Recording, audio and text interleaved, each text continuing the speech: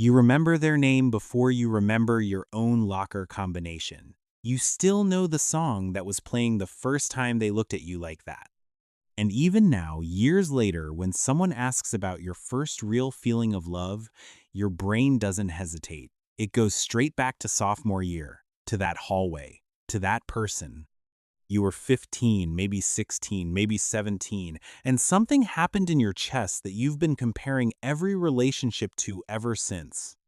This isn't nostalgia. It's not just teenage drama or hormones or the fact that everything feels bigger when you're young. There's a psychological reason why love at that exact age imprints differently. Why it stays, why it shapes you, and why, no matter how much time passes, that feeling never quite repeats itself the same way. Let me be clear about something first. If you fell in love between 15 and 17, and if that love still lives somewhere in the back of your mind, you're not stuck. You're not broken. You're not romanticizing the past or afraid to move on. Your brain was doing exactly what it was designed to do during one of the most emotionally volatile and identity-defining periods of your life. And the fact that it left a mark doesn't mean you're immature. It means you're human. So let's talk about what was actually happening in your brain during those years, and why that love, that specific love, became a psychological blueprint you've been unconsciously carrying ever since. The first thing to understand is that your brain between 15 and 17 is not a younger version of your adult brain. It's a completely different organ.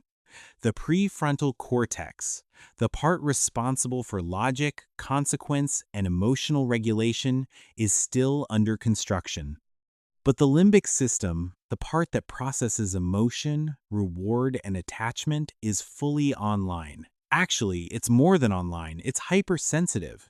It's louder than it will ever be again. This means that when you felt love at that age, you felt it without the buffer.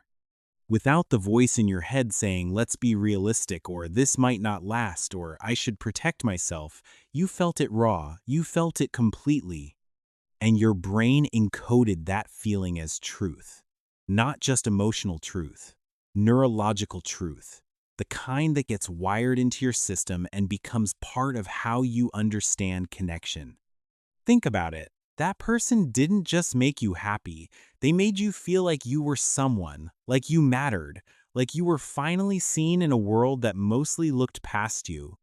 And at 15, 16, 17, when you're still figuring out who you are, when your identity is this fragile, half-formed thing, that feeling doesn't just stay in your memory. It becomes part of your identity itself.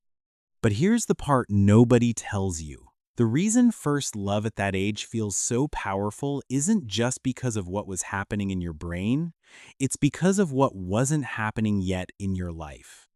You hadn't been hurt yet, not really. You hadn't learned to guard yourself. You hadn't built walls or developed trust issues or created a list of red flags to watch for.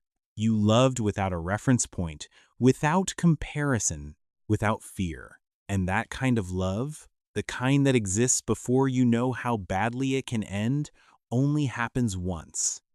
Your nervous system was also in a completely different state. You weren't worried about careers or rent or the future. You weren't managing stress the way adults do. Your brain had space. It had room to obsess, to daydream, to replay every conversation, every touch, every moment, over and over until it became mythology. And because you had that space, that love became your whole world. Not part of your world, the entire thing. And this is where it gets interesting. Because the brain doesn't just remember emotion, it remembers the times, context times of emotion. It remembers what else was happening in your life when that emotion was at its peak. So when you fell in love at 16, your brain didn't just save the feeling, it saved the cafeteria, the parking lot, the bedroom you had back then, the version of yourself you were trying to become, the fear of being nobody, the hope that maybe you weren't. That love became the emotional landscape of an entire era of your life. And now, when you think about it, you're not just remembering a person, you're remembering a version of yourself. the one who still believed in forever, the one who thought love was supposed to feel like that, the one who didn't know yet that people leave. Let's talk about what happens next. Because you didn't stay 15 forever. You grew up. You had other relationships. Some of them were healthier. Some of them made more sense. Some of them were even deeper, more mature, more stable. But none of them felt the same. And here's why. By the time you love again as an adult, you're a different person. You've learned to manage expectations. You've developed emotional boundaries. You've been hurt, and you've learned how to hurt less. And all of that is good. It's growth. It's protection. But it also means you can never love the way you did at 16 again, because that version of you doesn't exist anymore. The brain has categorized that first love as a core memory. It's not just stored in your hippocampus like other experiences, it's embedded in your emotional baseline. It's in the way you define intimacy, the way you recognize safety, the way you measure whether someone really gets you.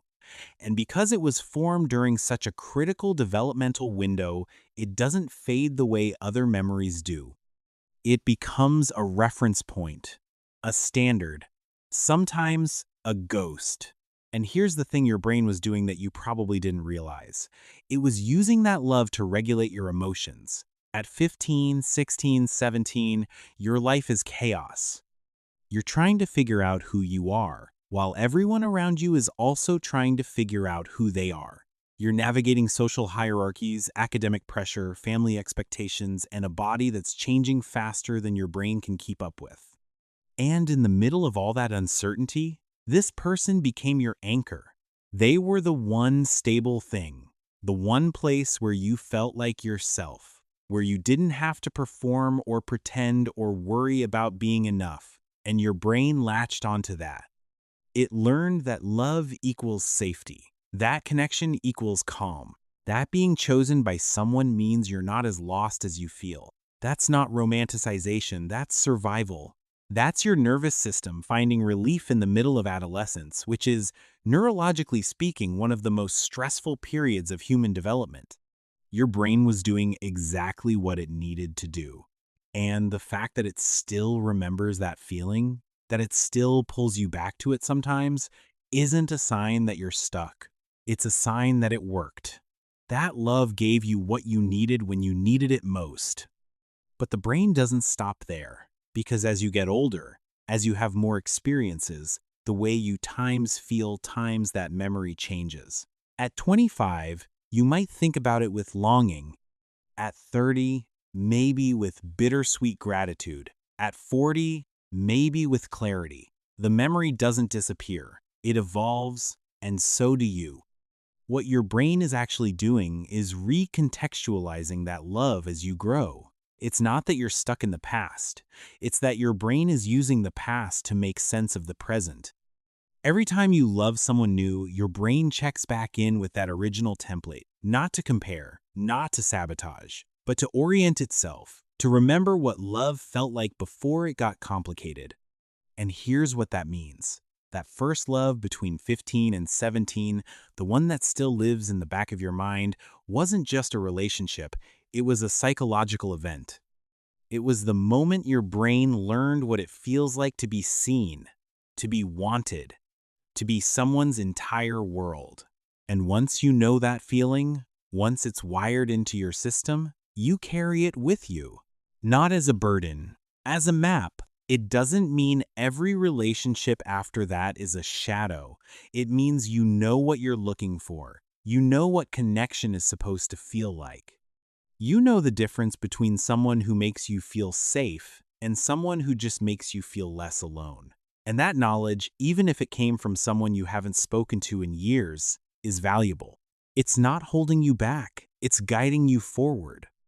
So if you still think about them sometimes, if their name still does something to your chest, if you still remember exactly how it felt to be loved by them, even if it ended badly, even if it wasn't real in the way adult love is real, that doesn't mean you're broken. It doesn't mean you never moved on. It means you were 15, 16, 17, and your brain was wide open, and someone walked in, and you felt something you'll spend the rest of your life understanding. And that's not a problem. That's just what it means to have been young once, and to have loved without knowing yet how much it would cost.